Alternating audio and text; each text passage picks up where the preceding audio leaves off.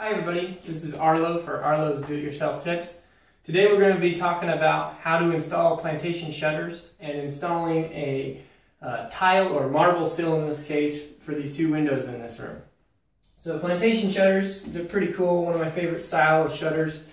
I have one here that I'm going to be installing later. They are really good for controlling your light entry into and out of a room. They're relatively easy to operate and they really make a room look good. These are a synthetic plastic type material, and this is just one of them that attaches to a frame. Here's a part of a frame that I'm going to show you here in a second while I'm showing this. That's going to go around this window. Now, my goal here in installing this frame, as you can see, is the frame's coming up quite a bit above the existing sill. I already had to remove the existing tile that was here because the existing sill popped out from the wall. So what I've already done is made a mark for where this sill, when I flush this on the top, you can see here in the corners and there on the other side, there's a mark right here.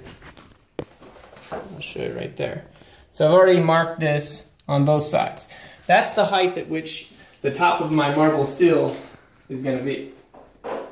So the next step is basically measuring your sill dimensions and cutting your tile pieces. I've already cut one, figured out that the depth of my sill is 4 inches and 3/8.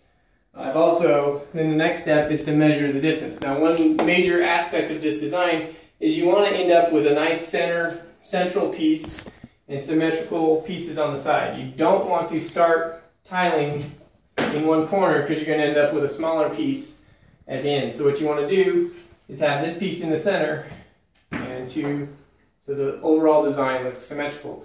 Instead of trying to measure each side independently though, what you can do is just measure the overall distance. If I do that, it comes out to be 52 inches and a quarter.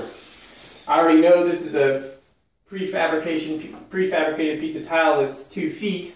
So if I take 52 and 52 inches and subtract 24, I'm left with 28 inches and a quarter, which was my total amount, and then I can divide that in two and cut 2 equally sized pieces of tile that will fit in the space. Now, one last tip I'll give in this video is if you're using a water saw to cut your tile, I found that making a mark with pencil ends up just getting erased by the water when you cut it. So the best way to do that is put down a piece of masking tape and make your mark on the masking tape. This will allow your mark in pencil or whatever you're using to mark your tile cut to stay even when the water starts hitting it from the water saw.